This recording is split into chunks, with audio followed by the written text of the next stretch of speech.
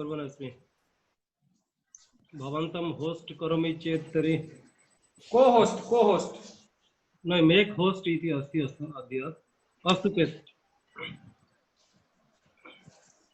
जातं धन्यवादः। अस्तु प्रारम्भः कुर्मः।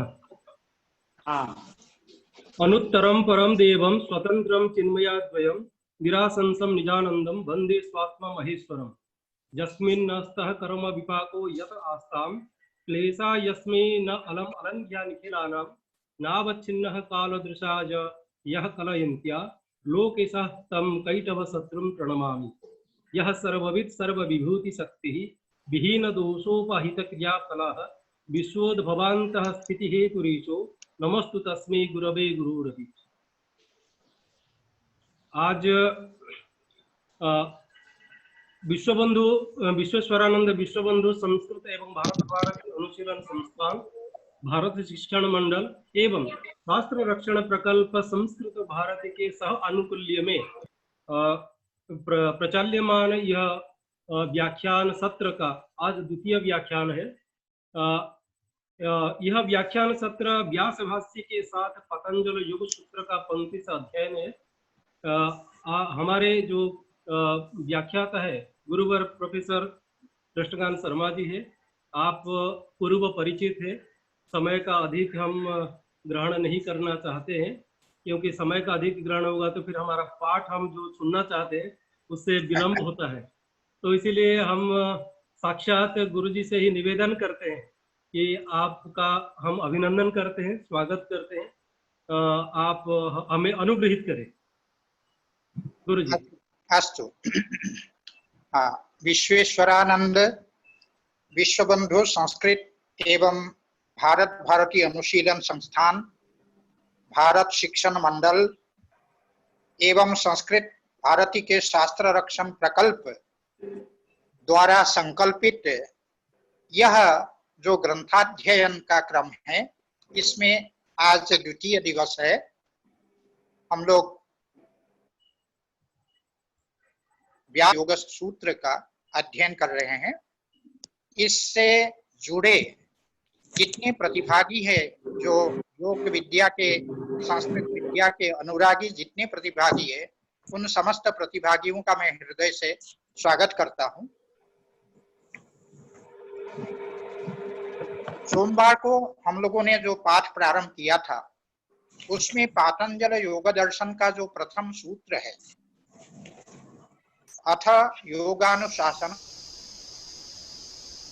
का सामान्य अर्थ करते हुए हम लोगों ने व्यास भाष्य का थोड़ा सा अंश उस दिन पढ़ा था। आज सिंहावलोकन करते हुए हम आगे पाठ को ले जाएंगे। जैसा कि मैंने उस दिन कहा,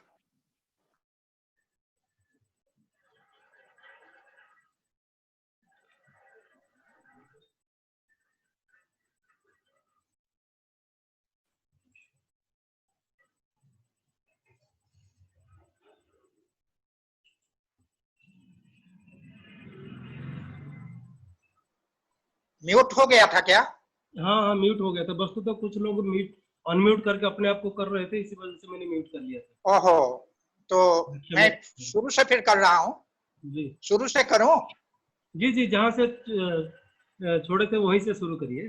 अच्छा अच्छा, ठीक है। तो अथ योगानुशासनम, इसमें दो पद है, योगानुशासनम पुनः योगानुशासनम। चूंकि एक समस्त पद है, उसका जब हम विग्रह करते हैं तो योगस्य अनुशासनम योगानुशासनम, इस प्रकार से जब हम देखते हैं तो अथ योगस्य अनुशासनम, इस प्रकार से ये तीन पद हमारे सामने आते हैं। अब आप सभी लोग इस बात को जानते होंगे कि वाक्यार्थ ज्ञान के प्रति पदार्थ ज्ञान कारण होता है। तो यह एक प्रकार से एक वाक्य है। इस वाक्य का अर्थ, इस सूत्र का अर्थ ज्ञान करने के लिए सूत्र में आए एक एक पद का जब हम विश्लेषण करते हैं, एक एक पद पर जब हम विचार करते हैं, तो सूत्र का अर्थ स्वतः जो है स्पष्ट हो जाता है। अब एक एक सूत्र को एक एक पद को लेकर जब हम विचार करते हैं तो पहला पद है अथ। तो इस अथ पद का यहाँ अर्थ हम क्या लें,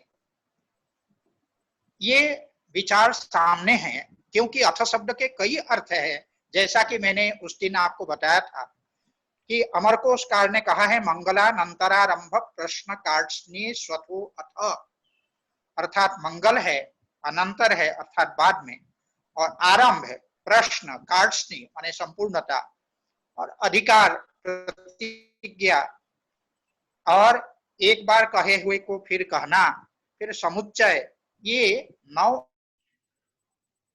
अर्थ अथ शब्द के। मेदिनी कोशकार के अनुसार भी अथाथो संशये स्याताम अधिकारे च मंगले विकल्पानंतर प्रश्न कार्त्स्नी आरंभ समुच्चये, इस प्रकार से ये अर्थ अथ शब्द के कई एक अर्थ चूंकि होते हैं, इसीलिए भाष्यकार को यह कहना आवश्यक है कि यहाँ पर यह जो अथ योगानुशासनम, यह पातंजल योग सूत्र का प्रथम सूत्र है, इस सूत्र में आया हुआ जो अथ शब्द है, जो अथ पद है, उस पद का अर्थ हम क्या करें। तो व्यास ने कहा, भाष्यकार ने, अथ इत्ययम अधिकारार्थ। मैं सबों को आसानी से समझ में आए, अथ लिखा हुआ है अथेत्ययम अधिकारार्थ, तो संधि विच्छेद जब करेंगे अथ इति अयम अधिकारार्थ, अथ इति अयम, अथ ऐसा जो अयम, अयम अर्थात अथ योगानुशासनम इति सूत्रे आयातम, अथ योगानुशासन ये जो सूत्र है, इस सूत्र में आया हुआ यह जो अथ पद है क्या है, तो कहते अधिकारार्थ। अधिकारार्थ की मैंने व्याख्या की थी, अधिकारः अर्थो यस्य सह अधिकारार्थः, अर्थात अथ यह जो शब्द है ये अधिकार अर्थ वाला है, अर्थात इसका अर्थ अधिकार है। अधिकार का मतलब होता है प्रारंभ। तो सूत्र का अर्थ होगा कि अब जो योग शास्त्र, अनुशासन शब्द का आगे हम अर्थ करते हैं शास्त्र, तो अब जो योग शास्त्र है वो प्रारंभ होता है, यहाँ से प्रारंभ होता है, और अंत तक ये योग शास्त्र ही अधिकृत रहेगा, योग शास्त्र का ही प्रसंग रहेगा। इसी बात को बतलाने के लिए अथ पद को यहाँ रखा, और अथ का अर्थ है अधिकार अर्थात प्रारंभ। ध्यान देने की बात यह है कि हम जो हमारी जो परंपरा है, शिष्ट परंपरा है, उसके अनुसार ग्रंथ के प्रारंभ में, ग्रंथ के मध्य में और ग्रंथ के अंत में, ताकि निर्विघ्न ग्रंथ की परिसमाप्ति हो, इसके लिए ग्रंथ में मंगलाचरण करना आवश्यक है। तो यहाँ पर मंगलाचरण तो है नहीं, तो ऐसी स्थिति में मंगल रूप अर्थ कहां से कैसे लाएं। तो यहाँ हम कहेंगे कि यह जो अथ शब्द है इसको मांगलिक भी माना गया है। क्यों? क्योंकि ओंकारश्चाथ शब्दश्च द्वावेतो ब्रह्मण पुरा कंठम भित्वा विनिर्यातो भौ। यहाँ पर ध्यान देने की बात यह है कि ये जो अथ शब्द है और ओंकार शब्द है, ये दोनों ही शब्द पूरा ब्रह्मणः कंठम भित्वा, प्राचीन काल में जो ब्रह्मा है उनके कंठ का भेदन करते हुए विनिर्यातो, अपने आप ये निर्गत हुए थे। ब्रह्मा के कंठ से चूंकि ये शब्द विनिर्गत हुए हैं, तस्मान मांगलिका उभौ, इसीलिए अथ शब्द और ओंकार शब्द ये दोनों ही शब्द मांगलिक है। तो ये मांगलिक शब्द है अथ शब्द। लेकिन यहाँ अर्थ भाष्यकार ने कहा कि यहाँ अथ शब्द का अर्थ अधिकार है। तो जब एक अर्थ दे चुका है तो दूसरा अर्थ जो है वो अर्थ द्योत्य होगा। वो क्या है? मंगल रूप जो अर्थ है वो मंगल रूप अर्थ यहाँ द्योत्य है। जैसे मैं एक दूसरा लौकिक उदाहरण देकर के आपको बता दूं, अगर किसी के घर में शहनाई बज रहा है तो शहनाई की ध्वनि जो है उसमें तो जिस राग की प्रस्तुति वो कर रहे हैं उसमें संगीत का वह राग वह बज रहा है, एक एक स्वर उसमें बज रहा है, उसका अर्थ तो मंगल नहीं है, लेकिन सुनने मात्र से आपको हमको ये प्रतीति होती है कि इस घर में कोई मांगलिक कार्य होगा, इसीलिए यहाँ लोग शहनाई बजाए। वो सुनने मात्र से मंगल कारक है। ठीक उसी प्रकार से यहाँ भी जो अथ शब्द है वह चूंकि मांगलिक है, इसलिए सुनने मात्र से, उसके उच्चारण मात्र से मंगल रूप जो अर्थ है वह भी द्योतित हो जाता है। तो अधिकार रूप अर्थ तो यहाँ वाच्य है और मंगल रूप जो अर्थ है वो द्योत्य है। तो अथ शब्द मंगल अर्थ का भी द्योतक है, इस बात का आप लोग ध्यान रखें। इसीलिए अथ शब्द के द्वारा यहाँ पर मंगलाचरण किया गया है। हमारे यहाँ ये परंपरा है, क्योंकि अथ शब्दानुशासनम स्वयं महर्षि पतंजलि ने व्याकरण महाभाष्य का जो प्रारंभ किया है वहां भी अथ शब्दानुशासनम कह करके अथ शब्द के द्वारा ही,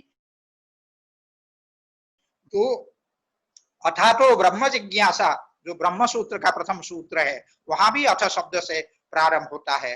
तो इस प्रकार से अथ शब्द चूंकि शून्य मात्र से मंगल अर्थ का द्योतक है, इसीलिए अथ शब्द के उच्चारण से मंगल अर्थ भी यहाँ पर आ जाता है।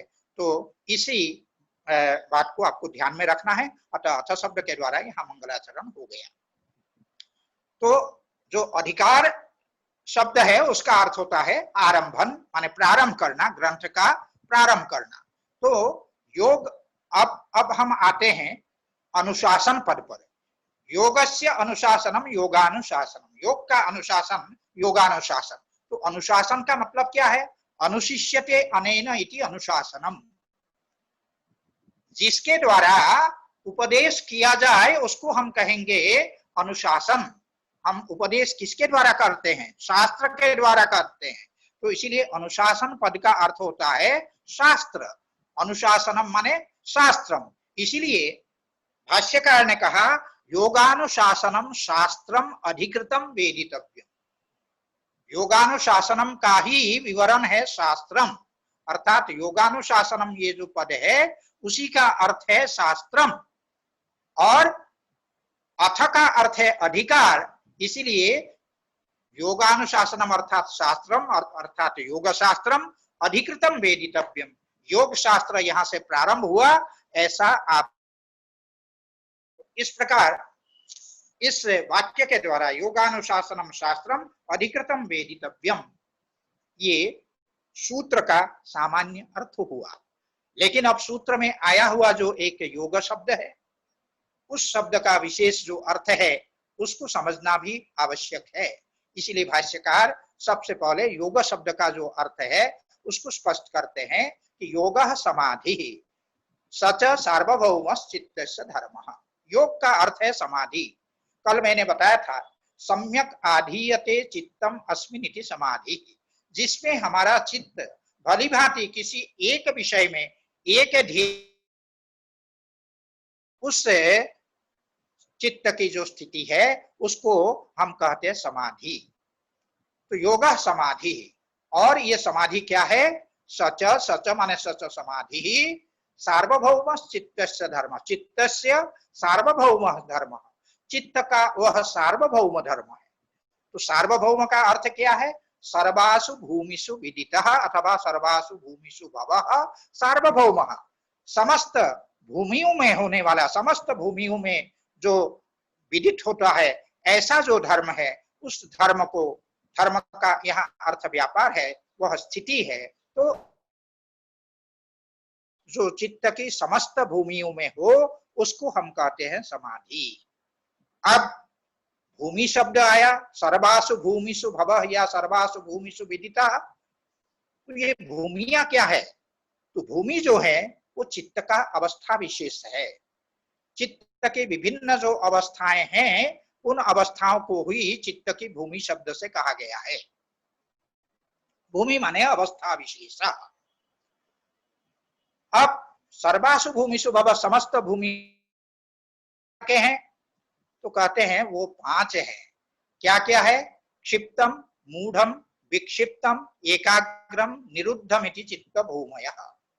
क्षिप्त, मूढ़, विक्षिप्त, एकाग्र और निरुद्ध, ये चित्त की भूमियां हैं, चित्त की भिन्न भिन्न अवस्थाएं हैं। कल मैंने एक बात बताई थी कि भूमि शब्द जो है स्त्रीलिंग है, तो इसीलिए वस्तुतः होना क्या चाहिए, क्षिप्ता, मूढ़ा, विक्षिप्ता, एकाग्र, निरुद्ध इति चित्त भूमयः, ऐसा होना चाहिए। लेकिन यहाँ है क्या कि क्षिप्ता भूमिर्जस्य तत्क्षिप्तम माने क्षिप्तम चित्तम, जिस चित्त की भूमि क्षिप्त, जिसकी अवस्था मूढ़ा हो उसको कहेंगे मूढ़म, जिसकी अवस्था विक्षिप्ता है उसको कहेंगे विक्षिप्तम, जिसकी अवस्था एकाग्र है उसको कहेंगे एकाग्रम, जिस चित्त की अवस्था निरुद्धा है उसको कहेंगे निरुद्धम चित्तम। तो इस प्रकार से ये चित्त की 5 भूमियां हैं, और 5 भूमियों का आधार क्या है, आधार है गुण। क्योंकि कल मैंने यह भी आपको बताया था कि एक जो चेतन पुरुष के अतिरिक्त संसार के जितने पदार्थ है, जितने तत्व है, वो सभी जो है त्रिगुणात्मक है, अर्थात सत्व रजस तमो गुणात्मक है। सत्वगुण, रजोगुण और तमोगुण से ये तमोगुणात्मक ये है, तमो ये उसके स्वरूप है। अब जब त्रिगुणात्मक है तो गुणों का जो स्वभाव है वो स्वभावो मूर्धनि वर्तते, वो स्वभाव तो रहेगा। तो गुणों का स्वभाव क्या है, गुणों का स्वभाव यह है कि कभी एक गुण प्रबल हो जाता है और 2 गुण जो है दुर्बल हो जाते हैं। जैसे सत्वगुण तमोगुण दुर्बल हो जाता है, और कभी रजोगुण प्रबल हो जाता है, सत्वगुण और तमोगुण दुर्बल हो जाते हैं। कभी जो है तमोगुण प्रबल हो जाता है, सत्व और रजोगुण जो है दुर्बल हो जाते हैं। तो ऐसी स्थिति में इन्हीं के आधार पर ये चित्त की भिन्न भिन्न अवस्थाएं होती है। इन्हीं गुणों के परस्पर संघर्ष के कारण चित्त की भिन्न भिन्न अवस्थाएं होती है। अब उन भिन्न अवस्थाओं को हम समझ लें कि क्षिप्त भूमि कौन सी है, क्षिप्ता भूमि कौन सी है। तो क्षिप्त भूमि की प्रधानता के कारण जब हमारा चित्त विषयों में ही सदा विचरता रहता है तो उस चित्त की स्थिति को हम कहेंगे क्षिप्त। और जब तमोगुण की प्रधानता के कारण चित्त जब निद्रा आदि से युक्त हो जाता है तब चित्त की उस अवस्था को हम कहेंगे मूढ़ावस्था। और क्षिप्त से विशिष्ट जो है विक्षिप्त भूमि है, वैशिष्ट्य क्या है कि उसमें सत्वगुण का आधिक्य होता है, सत्वगुण कुछ अधिक प्रबल होता है। किसी एक विषय में चित्त हमारा एकाग्र होता है, चित्त कुछ क्षण के लिए उस एक विषय में एकाग्र हो जाता है, समाहित हो जाता है। लेकिन रजोगुण पुनः बीच में आकर के उस चित्त को चंचल बना देता है, और चंचल बनाने के कारण विषयांतर में दूसरे विषयों में चित्त चला जाता है, दूसरे विषय के आकार में आकारित हो जाता है। तो इसीलिए उस भूमि को हम कहते हैं विक्षिप्त भूमि। चित्त की ये जो ये 3 भूमियां योग के लिए उपयुक्त भूमि नहीं है। इसकी चर्चा करने के पहले हम एकाग्र और निरुद्ध की चर्चा कर ले।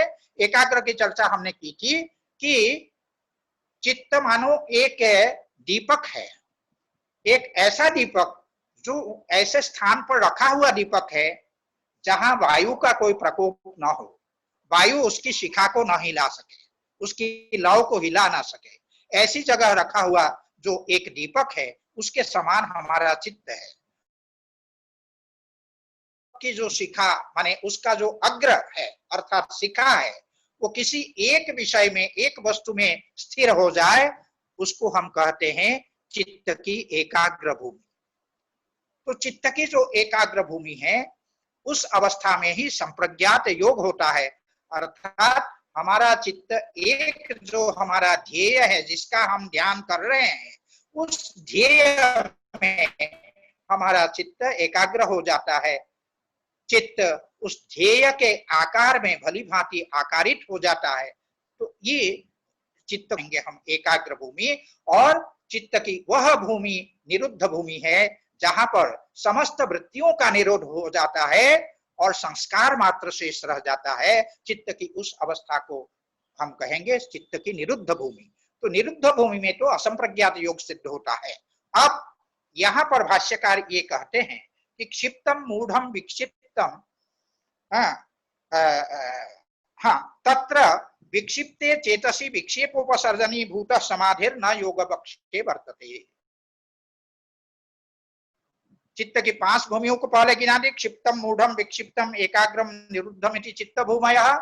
ये 5 भूमियां गिना दी, गिना करके कहते हैं तत्र विक्षिप्ते चेतसी, इनमें से जो तीसरी भूमि है, क्षिप्त मूढ़ और विक्षिप्त, ये जो तीसरी जो भूमि है विक्षिप्त भूमि, उस भूमि में विक्षिप्ते चेतसी अर्थात चित्त की जो विक्षिप्त अवस्था है उस अवस्था में विक्षेपोपसर्जनी भूत समाधि। हमने जैसे कि विक्षिप्त भूमि की व्याख्या करते हुए कहा, जहां पर सत्वगुण के आधिक्य के कारण कुछ क्षण के लिए हमारा चित्त एकांत समाहित होता है, चित्त में समाधि लगती है, लेकिन बीच में रजोगुण प्रबल हो जाने के कारण हमारा चित्त विषयांतर में चला जाता है, दूसरे विषय के आकार में आकारित होने लगता है, वही है विक्षिप्त भूमि।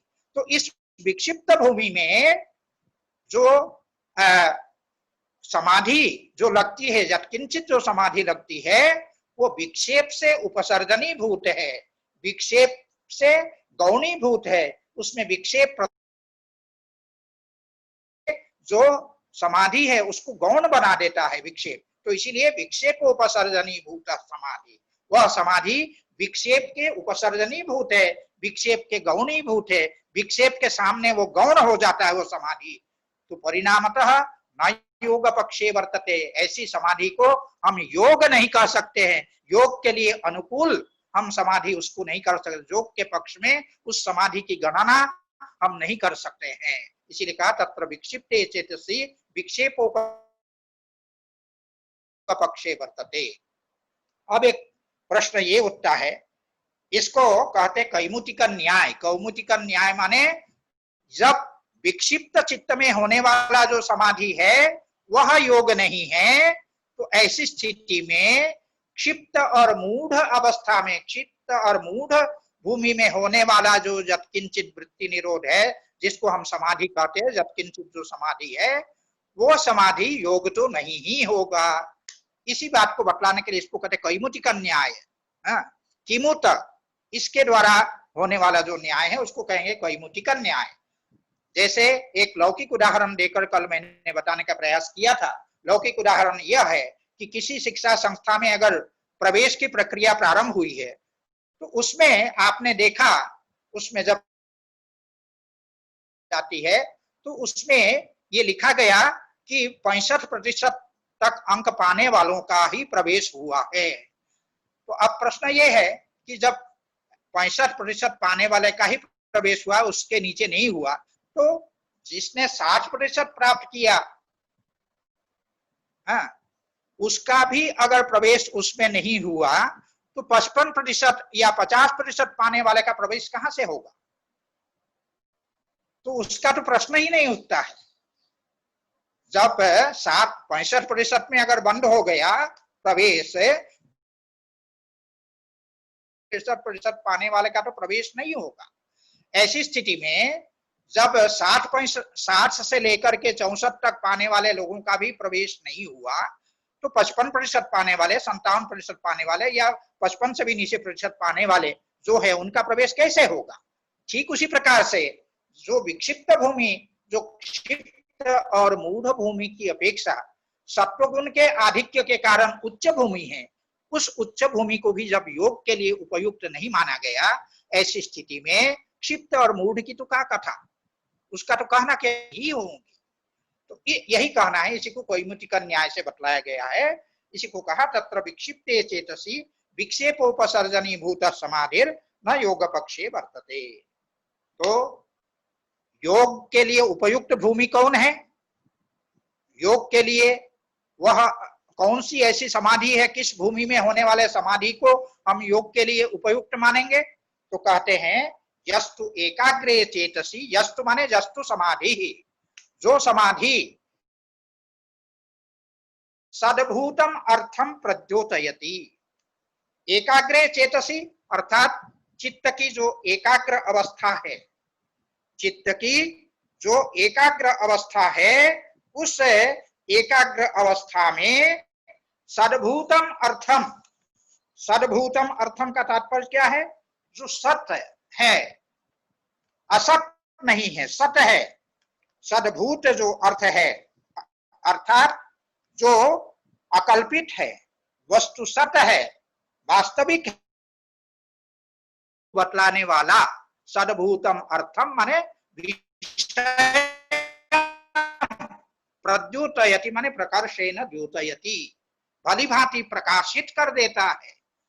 जो यस्तु समाधि सद्भूतम अर्थम प्रद्योतयति, जो वस्तु जैसा है उसके यथार्थ स्वरूप को जो प्रकाशित कर देता है समाधि, वह समाधि, उसी को कहा यस्तु एकाग्रे चेतसी सद्भूतम अर्थम प्रद्योतयति। एक तो ये हुआ विषय का यथार्थ स्वरूप को प्रकाशित करने वाला समाधि। आगे कहते हैं क्षिणोति च क्लेशान, यह माने यह समाधि, जो समाधि क्लेशों को, अविद्या, अस्मिता, राग, द्वेष और अभिनिवेश, ये पांच जो है क्लेश है, इन क्लेशों को जो क्षीण कर दे, क्षिणोति च क्लेशान, अर्थात इन क्लेशों को दग्ध बीज कर दें।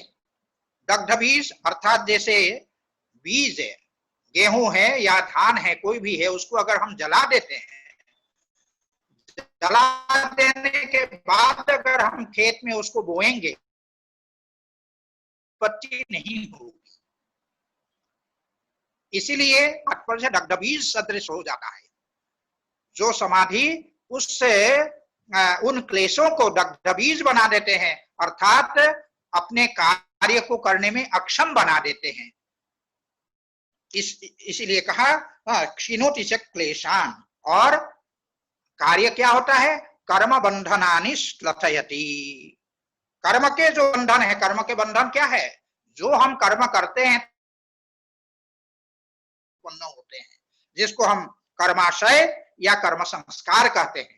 ये कर्म संस्कार ही हमारे बंधन का जो है कारण होता है। बार बार संसार में आना रूप जो बंधन है, उस बंधन के प्रति ये कर्म संस्कार जो है कारण होता है। तो ये जो कर्म के बंधन है, इनको शिथिल बना देते, श्लथयति माने शिथिलयति, उसको शिथिल बना देते हैं, अर्थात अपने कार्य को उत्पन्न करने से रोक देता है। ये कर्म संस्कार अपना कार्य नहीं कर पाता है, कर्म संस्कारों को अपने कार्य को है, इसी को कहा कर्म बंधनानि श्लथयति।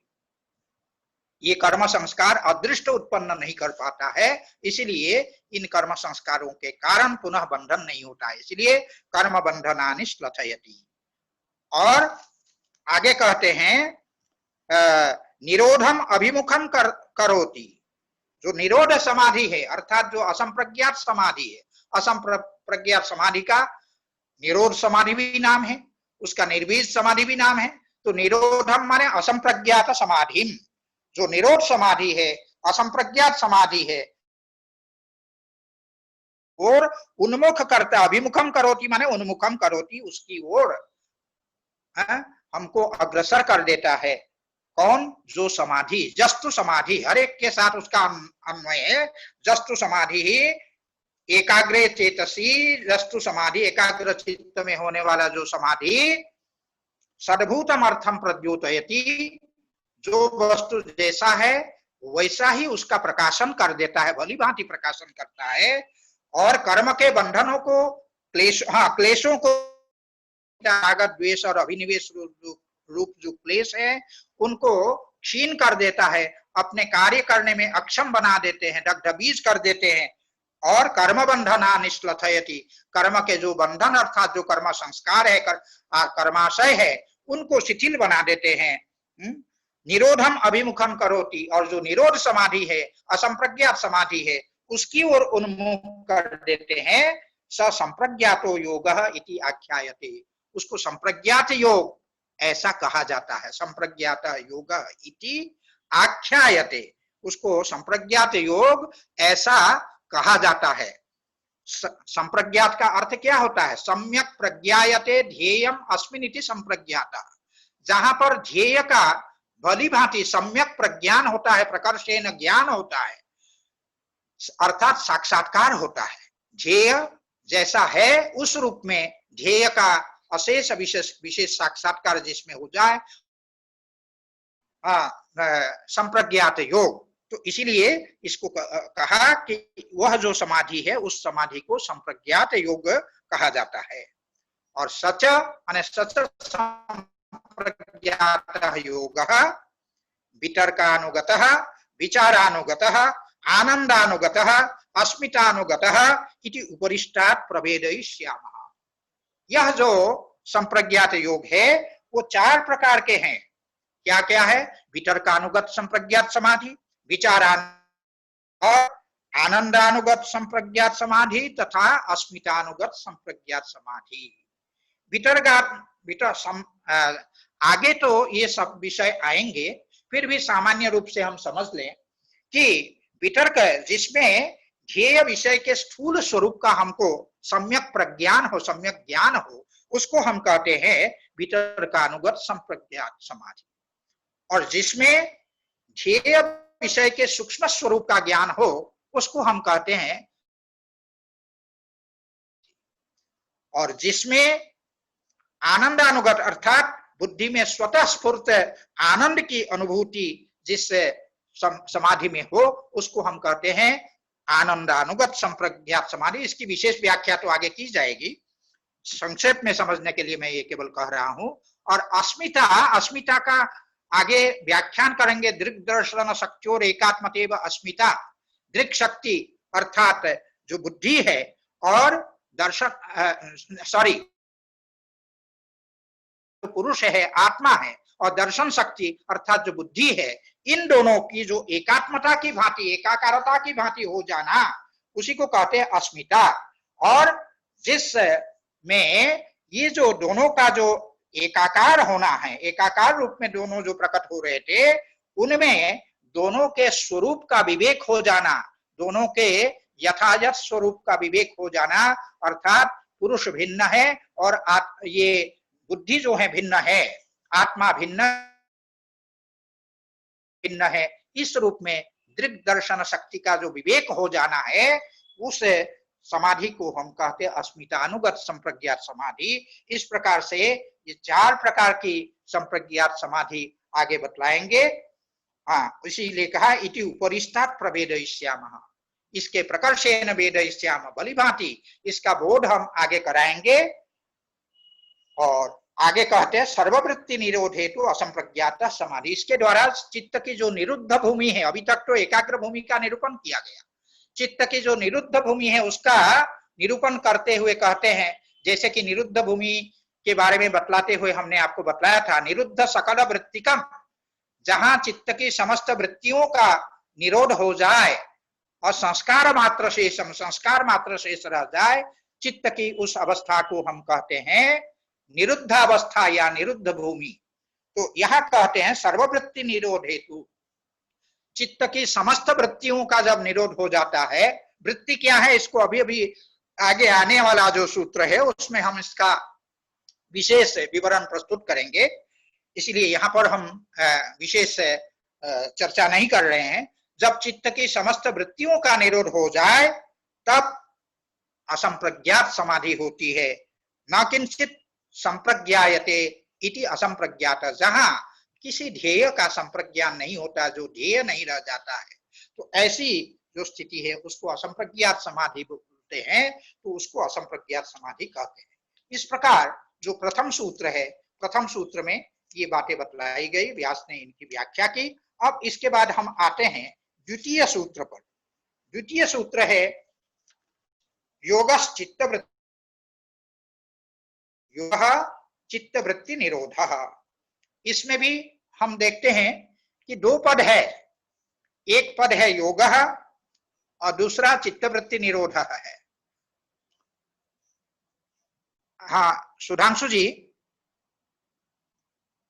सुधांशु जी, जी गुरु जी। हाँ, इसमें बार बार आ रहा है 4 people have entered the waiting room for this meeting, see waiting room, ये बार बार आ रहा है, इसको हटा दीजिए। मैंने कर लिया। वो आपको होस्ट बीच में बना हाँ दिया था, इसी वजह से हो गया था। हाँ हाँ, तो ठीक है। हाँ, आप उसको कैंसिल कर दीजिए कोई। दूसरा सूत्र है, हाँ ठीक है, मैंने उसको हटा दिया। जी। योगस् चित्तवृत्ति निरोधः, ये दूसरा सूत्र है। दूसरे सूत्र में भी दो पद है, एक है योगः और आगे चित्तवृत्ति निरोधः है, तो संधि होकर के हुआ योगस् चित्तवृत्ति निरोधः। अब चित्तवृत्ति निरोधः जो है, ये एक समस्त पद है, समस्त पद है। इसमें पहले हम इसका विशेष समास हम आगे करेंगे, पहले इतना ही हम समझें। चित्तवृत्ति निरोधः, चित्त की वृत्तियों का जो निरोध है उसको कहेंगे चित्तवृत्ति निरोधः। तो अब सूत्र में एक प्रकार से तीन पद आ गए। चित्तस्य वृत्ति नाम निरोधः, अब चार हो जाएगा, बल्कि चित्तस्य वृत्ति नाम निरोधः योगः। चित्त की ये चार पद हो गए, चित्तस्य वृत्ति नाम निरोधः, चित्त वृत्ति निरोधः, तो वो योगः, वो योग है। तो चार पद हुए, चित्तस्य एक, निरोधः तीन और योगः ये चार। इस प्रकार से चार पद जो हैं इसमें आ जाते हैं। अब इसमें विशेष फिर समास इस प्रकार से करना होगा। पहले तो चित्तस्य वृत्तयः चित्तवृत्तयः, चित्त की जो वृत्तियां हैं उसको कहेंगे चित्तवृत्ति, और उनका जो निरोध है उसको कहेंगे चित्तवृत्ति निरोध। चित्तस्य वृत्तयः चित्तवृत्तयः, तासाम निरोधः चित्तवृत्ति निरोधः। इस प्रकार से पूरा समास होता है। तो लेकिन समस्त पद होने के कारण चित्तवृत्ति निरोध, उसको एक पद भी आप कह सकते, विग्रह करने पर फिर चार पद उस ढंग से हो जाते हैं। अब यहाँ ये समझना आवश्यक है, योग के बारे में तो सामान्य रूप से हमने समझा कि वो समाधि को योग कहते हैं, और योग समाधि, इस पर कल मैंने एक बात और भी आपको बताई थी कि जो युज धातु है वो तीन धातु हमारे संस्कृत वांग्मय में उपलब्ध है। एक युज समाधौ या युजिर योगे और युज संयमने। यहाँ पर ध्यान रखने की बात यही है कि पातंजल योग में जो योग शब्द निष्पन्न हुआ है वो युज समाधौ से है, कहा गया है व्यास के द्वारा। तो ये बात कल मैंने कही थी, आज कहना रह गया था। खैर, तो चित्त वृत्ति नाम निरोधः योगः, चित्त की वृत्तियों का निरोध योग है। अब चित्त वृत्ति नाम निरोधः जब हम कहते हैं, इसमें तीन पद को समझना आवश्यक है। एक चित्त, दूसरा है वृत्ति, तीसरा है निरोध। तो चित्त क्या है? चित्त को हम समझ लें। चित्त कहते हैं बुद्धि, अहंकार और मन, इन तीनों को हम अंतःकरण भी कहते हैं, और तीनों का एक सामान्य नाम चित्त। योग वार्तिककार ने, विज्ञान भिक्षु ने कहा चित्तम अंतःकरण सामान्यम। चित्त जो है क्या है? अंतःकरण सामान्य। अंतःकरण सामान्य को अर्थात बुद्धि, अहंकार और मन, इन तीनों का एक जो सामान्य नाम है वो है चित्त। और वृत्ति क्या है? वृत्ति का अर्थ होता है वर्तते अनया इति वृत्ति। वृत्तु वर्तने धातु से तीन प्रत्यय करने पर वृत्ति शब्द निष्पन्न होता है। तो वृत्तु वर्तने, वर्तन का मतलब होना। चित्त जिस रूप में, जिस आकार में विद्यमान होता है उसी को हम कहते हैं चित्त की वृत्ति। अब बिना पुस्तक देखे आप लोग एक चीज समझ लें। अभी मैं एक शब्द का उच्चारण करता हूं, राष्ट्रपति भवन। इस राष्ट्रपति भवन शब्द को सुनते ही आपका जो चित्त है वो राष्ट्रपति भवन के एक छवि की भांति, जिस प्रकार एक चित्र दीवार में जब अंकित रहता है, हम सामने देखते हैं कि ये चित्र अंकित है, ठीक उसी प्रकार से राष्ट्रपति भवन शब्द को सुनने के साथ साथ आपके चित्त में राष्ट्रपति भवन का पूरा आकार जो है चित्रित हो गया है। पूरा राष्ट्रपति भवन आपके हृदय में चित्रित हो गया है। यही है चित्त की वृत्ति, क्योंकि आपके चित्त ने राष्ट्रपति भवन का आकार ले लिया। अब इसके बाद तुरंत मैं अगर कहूं कि इंडिया गेट इस सब सकते हैं। दर्शन तो अनुभव का विषय है, अनुभव कीजिए तो ज्यादा समझ में आएगा।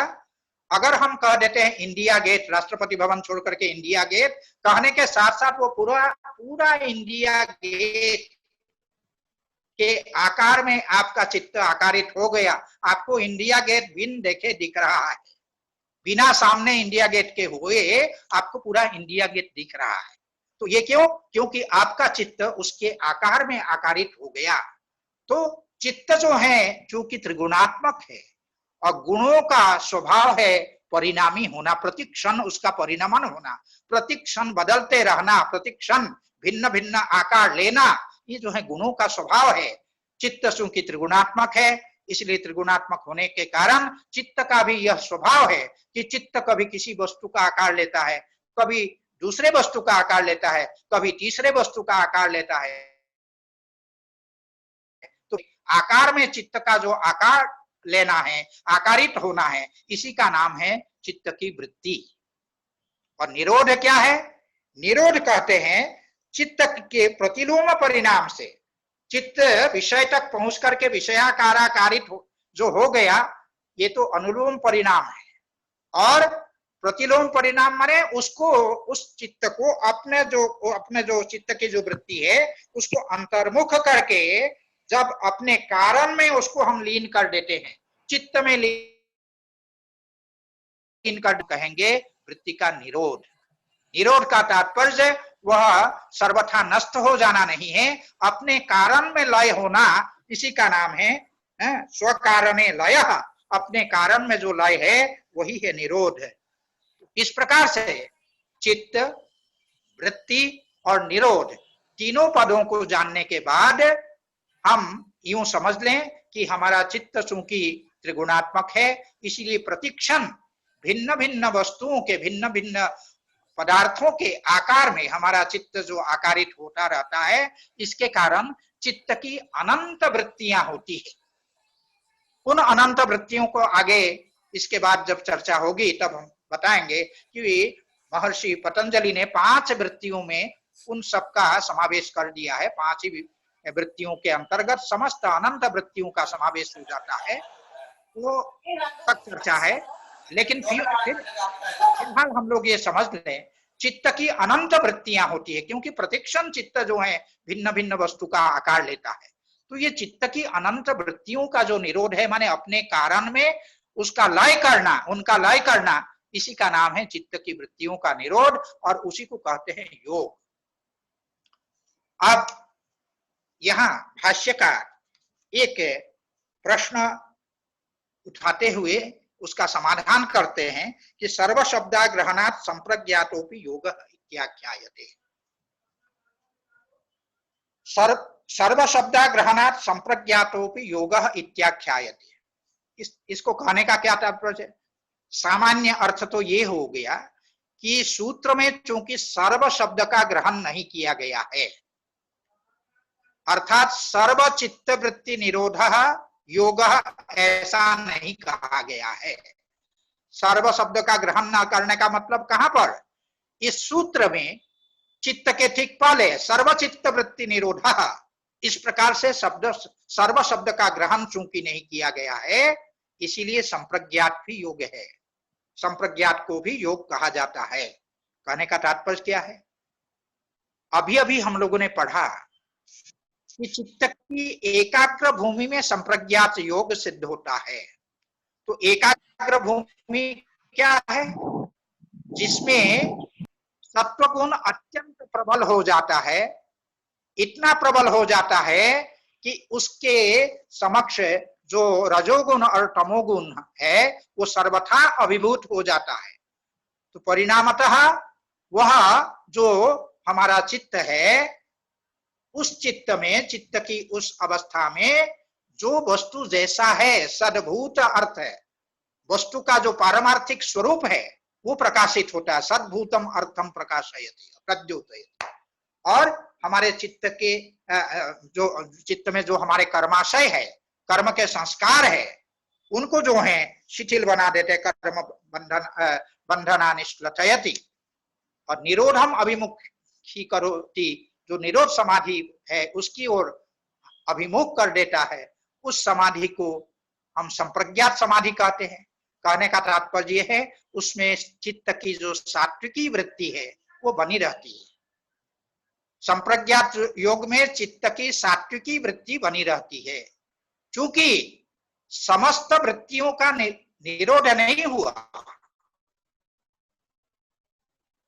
चित्त की समस्त वृत्तियों का निरोध नहीं हुआ, केवल तामसी वृत्तियों का निरोध हुआ। यहाँ विकल्प, निद्रा और स्मृति भेद से 5 प्रकार की वृत्तियों का विभाजन किया गया है। लेकिन गुणों के आधार पर अगर हम वृत्तियों को देखें तो वृत्तियों का विभाजन 3 प्रकार से होता है: सात्विकी वृत्ति, राजसी वृत्ति और तामसी वृत्ति। केवल सात्विकी वृत्ति का जो निरोध है वो योग नहीं है। अर्थात केवल सात्विकी वृत्ति का अगर अपने कारण में हम चित्त में अगर लय कर देंगे उसको हम योग नहीं कहेंगे। केवल राजसी वृत्ति का निरोध हम करेंगे उसको भी योग नहीं कहेंगे। केवल तामसी वृत्ति का निरोध करेंगे उसको भी योग नहीं करेंगे। लेकिन सात्विकी और दो को हम लें, सात्विकी और तामसी वृत्ति का निरोध करेंगे उसको भी योग नहीं कहेंगे। सात्विकी और राजसी वृत्ति का निरोध करेंगे तो उसको भी योग नहीं कहेंगे। लेकिन राजसी और तामसी वृत्ति का अगर निरोध होगा उसको हम योग कहेंगे और उसी योग का नाम है संप्रज्ञात योग। अर्थात उसमें सात्विकी वृत्ति तो बनी रहती है, राजसी और तामसी वृत्तियों का निरोध होता है, उनका लय होता है, अपने कारण में लय होता है। इस कारण से संप्रज्ञात योग में चूंकि सात्विकी वृत्ति बनी रहती है, अब केवल अगर हम कहते हैं चित्त वृत्ति निरोधा योग, ऐसा कहने पर अब प्रश्न ये है कि इसमें चित्त वृत्ति का माने सात्विकी वृत्ति का निरोध तो नहीं हुआ। जब सात्विकी वृत्ति का निरोध नहीं हुआ तो इसको योग हम कैसे कहें? इसका कहने का तात्पर्य है कि जो योग का हमने लक्षण किया, इस लक्षण की अव्याप्ति हो जाएगी। अव्याप्ति, इसको देखिए 3 दोष होते हैं: अव्याप्ति, अतिव्याप्ति और असंभव। किसी भी लक्षण को इन तीनों दोषों से रहित होना चाहिए। तो यहाँ पर पहले तो ये अव्याप्ति दोष दिखाई पड़ रहा है कि सात्विकी वृत्ति का चूंकि निरोध नहीं हुआ, इसीलिए वृत्ति निरोध न होने के कारण इस लक्षण का इसमें लक्ष्य में अव्याप्ति हो गई। लक्ष्य में जब लक्षण ना जाए तो उसको कहते हैं अव्याप्ति। लक्ष्य हुआ संप्रज्ञात योग, उस संप्रज्ञात योग में चूंकि ये लक्षण घटित नहीं हो रहा है, इस कारण से इस लक्षण की अव्याप्ति हो गई। इस अव्याप्ति दोष के निवारण के लिए भाष्यकार कहते हैं सर्व शब्दाग्रहणात् संप्रज्ञातोपि योगः इत्याख्यायते। अर्थात यदि हम कहते हैं कि सर्वचित्त वृत्ति निरोधः योगः, सूत्रकार ने अगर कहा होता कि सर्वचित्त वृत्ति निरोधः योगः, तब तो इस लक्षण की अव्याप्ति होती। क्यों? समस्त वृत्तियों का निरोध संप्रज्ञात में नहीं हुआ, सात्विकी वृत्ति बनी हुई है। ऐसी स्थिति में सर्वचित्त वृत्ति निरोध योग ऐसा अगर लक्षण किया होता सूत्रकार ने, तब तो फिर इस लक्षण की यहाँ पर संप्रज्ञात योग रूप जो लक्ष्य है उसमें लक्षण के न लगने के कारण अव्याप्ति हो जाती। लेकिन सूत्रकार ने चूंकि सर्व शब्द का ग्रहण नहीं किया है, केवल चित्तवृत्ति निरोधा योग कहा है। चित्तवृत्ति निरोध तो है, क्यों?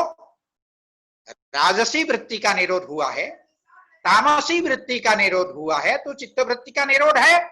इस कारण से संप्रज्ञात भी योग कहलाएगा, यहाँ अव्याप्ति दोष नहीं होगा। इसी को बतलाने के लिए भाष्यकार ने कहा सर्व शब्दाग्रहणात् संप्रज्ञातोपि योगः इति आख्यायते। संप्रज्ञात को भी योग कहा गया है। तो इस प्रकार से यहाँ पर ये अव्याप्ति दोष का जो परिहार है वो व्यास ने यहाँ पर किया, और अतिव्याप्ति दोष का निराकरण तो तत्ववैशारदी और योग वार्तिक आदि में किया गया है। उसका संक्षेप में मैं केवल बता देता हूं, आप लोग समझ लें कि अभी अभी चित्त की भूमियों का जो हम लोगों ने विचार किया, उसमें हम लोगों ने ये देखा, भाष्यकार स्वयं कहते हैं कि जो विक्षिप्त चित्त है उसमें होने वाला जो समाधि है उसको हम योग नहीं कह सकते हैं। विक्षेपोपसर्जनी भूत समाधि न योग पक्षे वर्तते, ये भाष्यकार कह चुके हैं। उसमें होने वाली जो समाधि है वो उसको हम योग नहीं कह सकते हैं। कहने का तात्पर्य है, भाष्यकार स्वयं कहते हैं कि समाधि जो है चित्त की समस्त भूमियों में होने वाला धर्म है, अर्थात क्षिप्त, मूढ़, विक्षिप्त, एकाग्र और निरुद्ध, इन सभी पांचों भूमियों में यत्किंचित वृत्ति निरोध होता है, यत्किंचित समाधि होती है। लेकिन भाष्यकार को पुनः यह कहना पड़ा कि क्षिप्त, मूढ़ और विक्षिप्त इनमें होने वाली जो समाधि है उसको हम योग नहीं कहेंगे, केवल एकाग्र और निरुद्ध भूमि में होने वाली जो वृत्ति निरोध है, समाधि है, उसी को हम योग कहेंगे, ये कहा।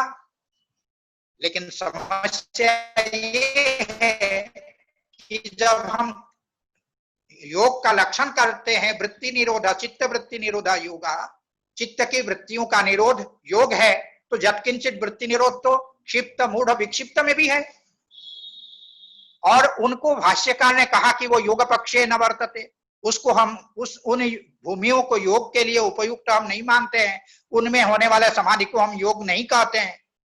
लेकिन योग का जो ये लक्षण है चित्त वृत्ति निरोधा, यत्किंचित वृत्ति निरोध होने के कारण ये लक्षण उनमें भी चला जाएगा। तो फिर इसका परिहार क्या है? इसका परिहार करते हुए तत्ववैशारधिकार ने कहा कि सभी चित्त वृत्ति निरोध योग नहीं है, क्लेश कर्मादि परिपंथी चित्त वृत्ति निरोधो योगा, ऐसा जो है उसमें निष्कृष्ट लक्षण किया है।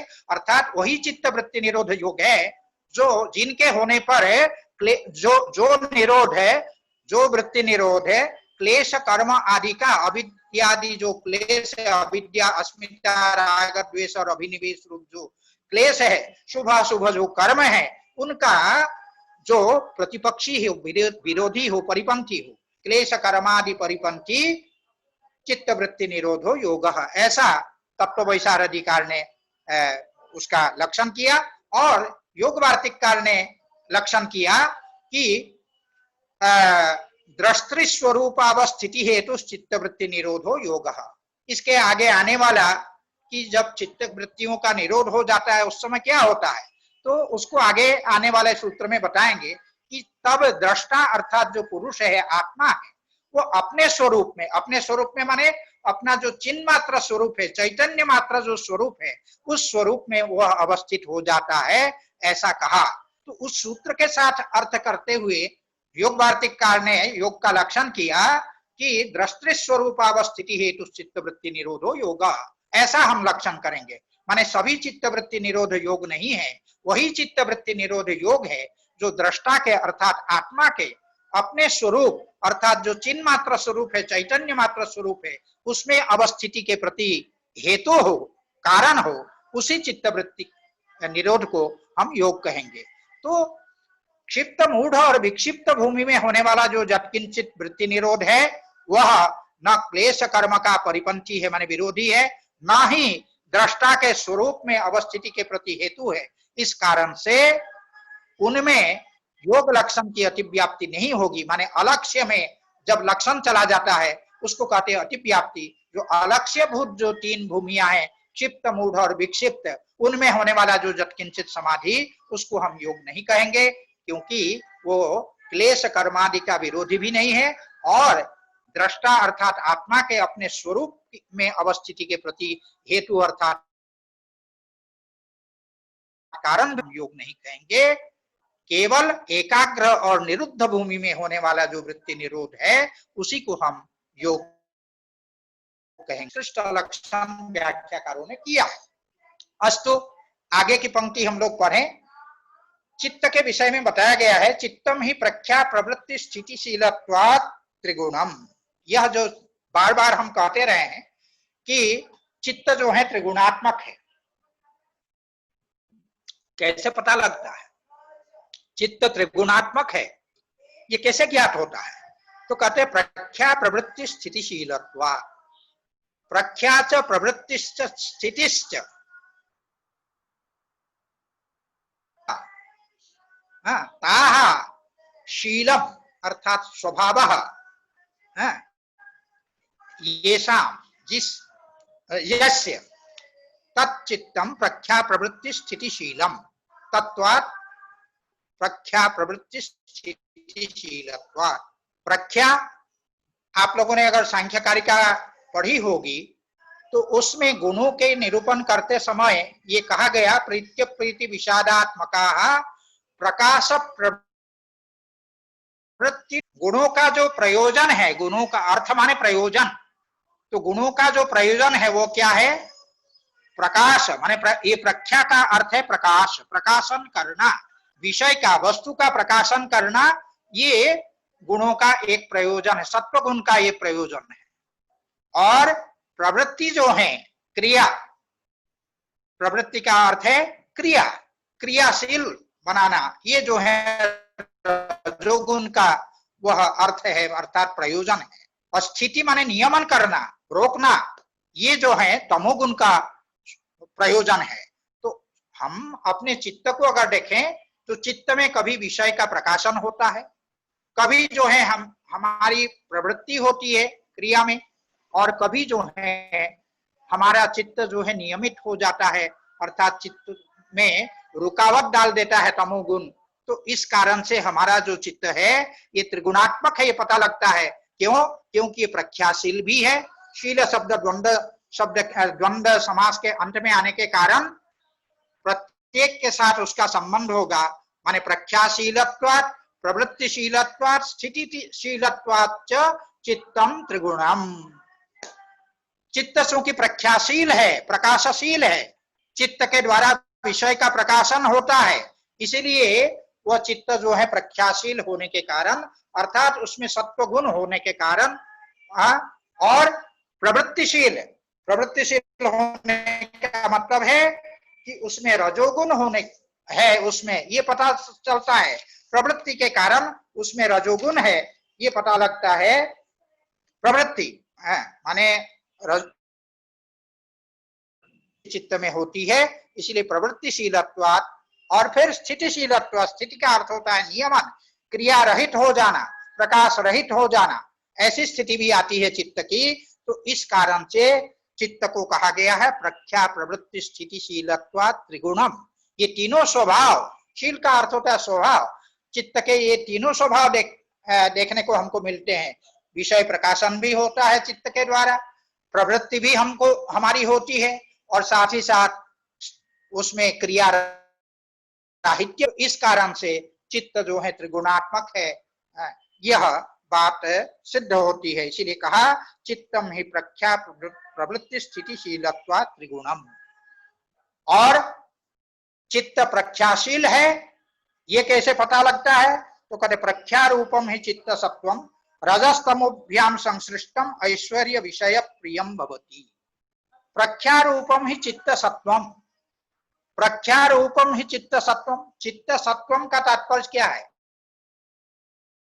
है, फिर भी सत्वगुण के प्राबल्य के कारण, सत्वगुण के आधिक्य के कारण चित्त को जो है चित्त सत्व शब्द से भी कहा जाता है। जब जिसमें चित्त गुण का सत्वगुण का आधिक्य है, ऐसा जो हमारा चित्त है वह रजस्तमोभ्याम संश्लिष्टम, रजोगुण और तमोगुण के साथ वो मिश्रित हो जाता है, युक्त हो जाता है, तब क्या होता है? तब वह चित्त सत्व ऐश्वर्य विषय प्रियम भवति। ऐश्वर्य विषय उसको प्रिय लगने लगता है, ऐश्वर्य और विषय उसको प्रिय लगने लगते हैं, ये स्थिति उसकी होती है। ऐश्वर्य, वह ऐश्वर्य और विषय उसको प्रिय लगने लगता है, अच्छा लगने लगता है। और उसके बाद ये कहते तदेव, तदेव माने तदेव चित्त सत्वम, वही जो चित्त सत्व है तमसा अनुविद्धम, जब उसमें तमोगुण प्रबल हो जाता है उसके द्वारा चित्त सत्व अनुविद्ध हो जाता है, अर्थात चित्त सत्व में तमोगुण का प्राबल्य होता है, तब अधर्म अज्ञान अवैराग्य अनैश्वर्योपगम भवति, अधर्मा ज्ञाना वैराग्या नैश्वर्योपगम भवति। संधि विच्छेद करके जब हम पढ़ेंगे, अधर्म, अज्ञान, अवैराग्य, अनैश्वर्योपगम भवति। देखिए, बुद्धि के जो है 4 सात्विक रूप है और 4 जो है तामस धर्म है, अर्थात तामस रूप है। क्या क्या है? धर्म, ज्ञान, विराग माने वैराग्य और ऐश्वर्य, ये 4 बुद्धि के जो है सात्विक स्वरूप है, सात्विक धर्म है। और अधर्म, अज्ञान, अवैराग्य और अनैश्वर्य, ये 4 बुद्धि के जो है ये तामस रूप है, तामस स्वरूप है, ये है। तो जब हमारे चित्त में सत्वगुण का प्राबल्य होता है, तब तो ऐश्वर्य विषय प्रिय उसको होता है, और वही जब तमोगुण के द्वारा अनुविध हो जाता है, तमोगुण जब उसमें प्रबल हो जाता है, तमोगुण के प्रबल होने के कारण वो क्या होता है, तब अधर्म, अज्ञान, अवैराग्य और अनैश्वर्योपगम माने उन्मुखम, वो अधर्म की ओर, अज्ञान की ओर, अवैराग्य की ओर, अनैश्वर्य की ओर वह उन्मुख होने लगता है। हमारा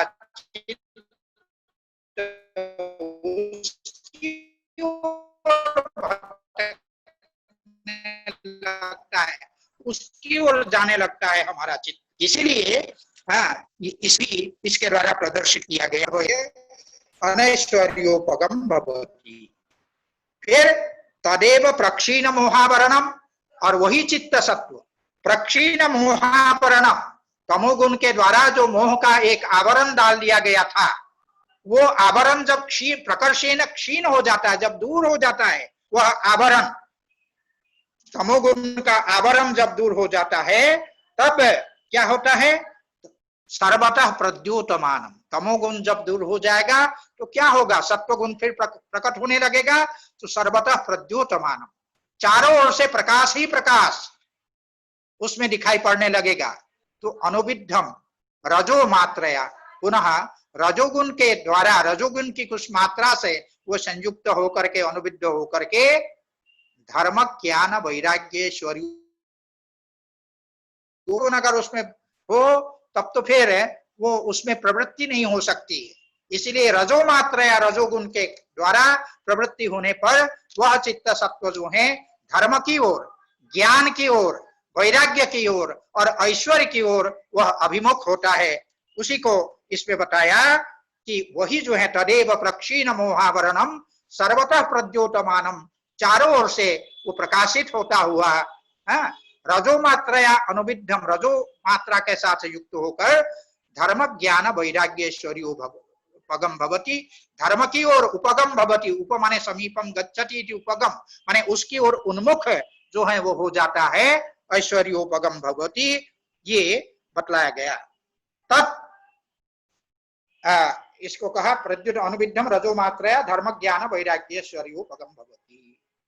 और तदेव रजोलेशम अला, रजोगुण का जो रजोगुण क्या है, एक प्रकार से मल है। रजोगुण जो है क्या है, मल है, रजोगुण का लेश है। रजो मात्रया अनुविद्धम कहा, तो रजोगुण के लेश के कारण, रजोगुण के कुछ अंश होने के कारण वो एक प्रकार से मल से युक्त हुआ था हमारा चित्त। लेकिन जब ये रजोलेश मलापेतम, कुछ अंश में जो रजोगुण रूप जो मल है, वो मल जो चित्त में आया था, वो जब अपेट हो जाता है, जब दूर हो जाता है, तब फिर चित्त क्या होता है, स्वरूप प्रतिष्ठम माने अपने सत्वगुण में वो चित्त प्रतिष्ठित हो जाता है। स्वरूप प्रतिष्ठित होना था, सामान्यतः चित्त में सत्वगुण का ही प्राबल्य होता है, वही उसका स्वरूप है, सत्वगुण से युक्त होना ही उसका वस्तुतः स्वरूप है। इसीलिए जब रजोगुण का जो मल है, रजोगुण रूपी जो मल है, उसके लेश मात्र से भी जब वो रहित हो जाता है चित्त, तब अपने स्वरूप में प्रतिष्ठित होता है, माने सत्व में वो प्रतिष्ठित हो जाता है चित्त, स्वरूप प्रतिष्ठम। तब फिर क्या होता है, तदेव रजोलेश मलापेतम स्वरूप प्रतिष्ठम सत्व पुरुषान्यता ख्याति मात्रम, उसमें सत्व पुरुषान्यता ख्याति मात्रम, अर्थात बुद्धि सत्वम अन्यत् पुरुषस्य अन्यः, बुद्धि सत्व भिन्न है और पुरुष अर्थात जो आत्मा है वो भिन्न है, उसकी जो अन्यता माने अन्य होना, अन्य से अन्यो भावः अन्यता, सत्वम अन्यत् पुरुषश्च अन्यः, सत्व बुद्धि सत्व भिन्न है और पुरुष माने आत्मा जो है भिन्न है। इस प्रकार दोनों की जो अन्यता, दोनों का जो भेद होना, यही है ख्याति माने ज्ञान का स्वरूप, जिसमें उसको कहेंगे सत्व पुरुषान्यता ख्याति मात्रम, अर्थात विवेक ख्याति, विवेक ज्ञान। इसी को विविच्य ज्ञानम विवेक, अर्थात सत्वम,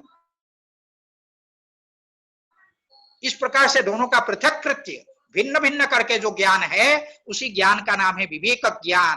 तो यही सत्व पुरुषान्यता ख्याति है, जिसको दूसरे शब्द में हम विवेक ज्ञान कहते हैं। तो चित्त उसमें विवेक ज्ञान होने लगता है, और वह चित्त सत्व धर्ममेघ ध्यानोपगम भवति, वह जो है चित्त सत्व धर्ममेघ ध्यान की ओर उन्मुख होता है। तो ये धर्ममेघ ध्यान क्या है? धर्ममेघ ध्यान है क्लेश कर्मादीनाम निश्चयसेन उन्मूलकम धर्मम मेहति, अर्थात वर्षति इति धर्ममेघ। धर्ममेघ शब्द का ये निर्वचन है। क्या निर्वचन है? प्रकृष्टम धर्मम मेहति इति धर्ममेघ। धर्म क्या है?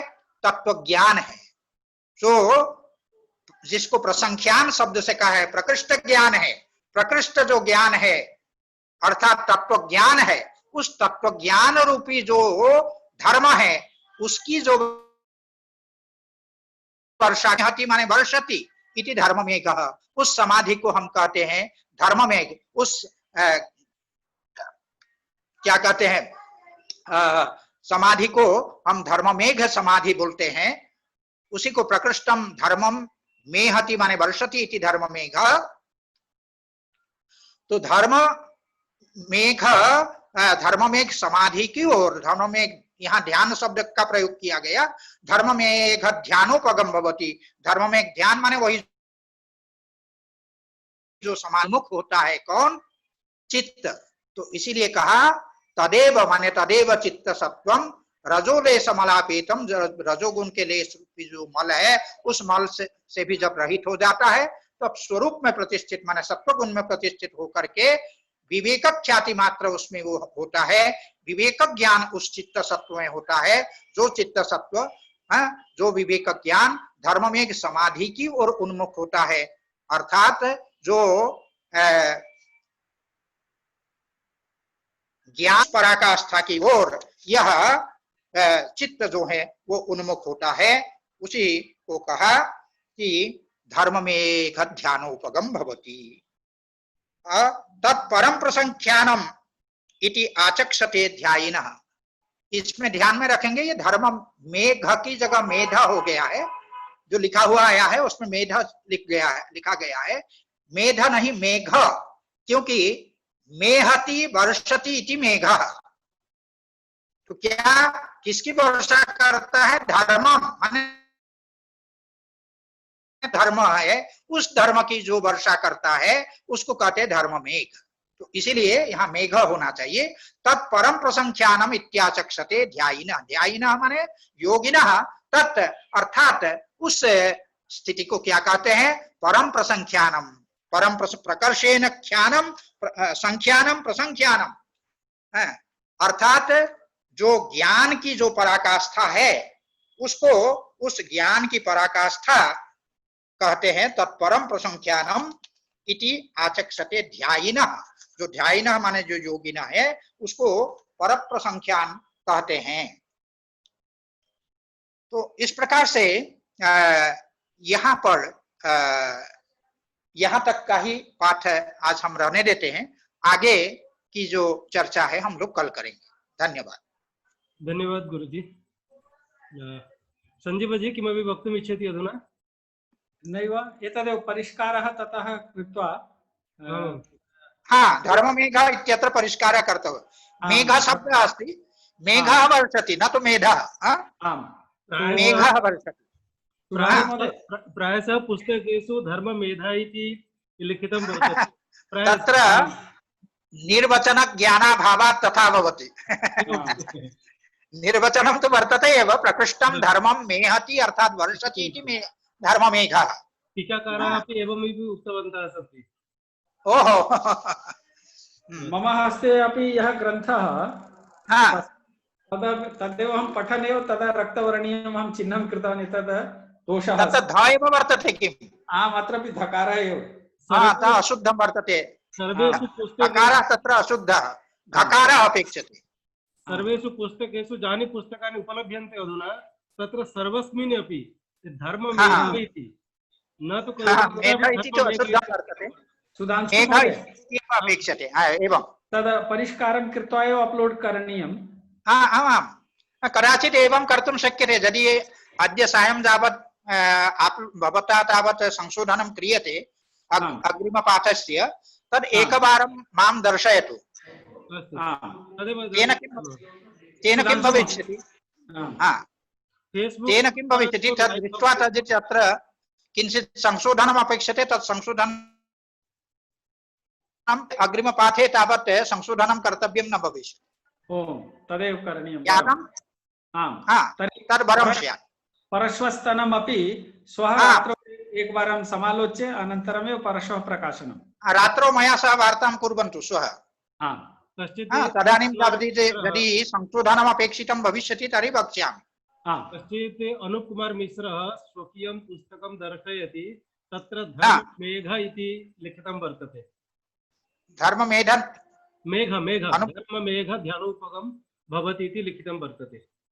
समीचीनमस्ति एव तत्र। कवर्गीय अथवा घकारः कवर्गीयः कवर्गीयः कुत्र अस्ति दर्शयति, द्रष्टुमपि शक्नोति भवन्तः। भवतु। स तु ममैव विद्यार्थी वर्तते। अस्तु तर्हि प्रणामः। परश्वः 11:00 एव 1:20 अतः सर्वे तत्र आगमिष्यन्ति एव एवं आशास्महे।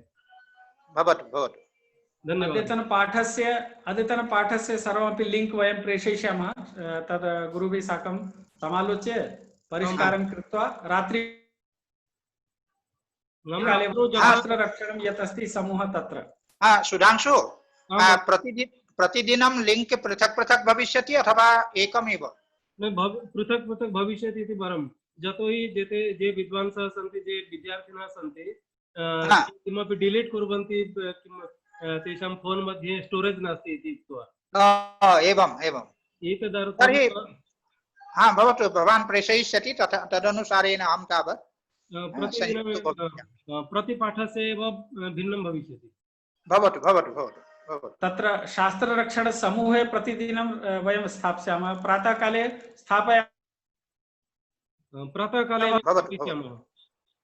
भवतु। शास्त्ररक्षणे यानि समूहानि अपि सन्ति, तेषु अपि ये समूहाः अपेक्षन्ते।